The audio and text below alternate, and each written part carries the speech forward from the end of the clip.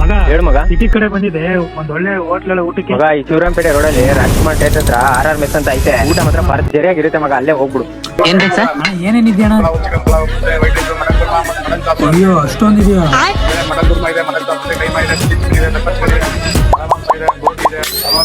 ಒಂದ್ 6 ಮುದ್ದೆ ಕೊಡಿ. ಇಷ್ಟ ಪಚ್ಚಲ್ಲ ಏನಿಲ್ಲ, ನಮ್ಗೆ ಸಿಕ್ಕಿಲ್ಲ ತಿಂತಾ ಇರ್ತೀವಿ. ಫುಲ್ ಮೀಲ್ಸ್ ಹೊಟ್ಟೆ ತುಂಬಾ ಊಟ ಮಾಡಿ. ಅನ್ನ ಉಪವಾಸ ಅಭ್ಯಾಸ ಇರಲ್ಲ ನಮ್ಗೆ.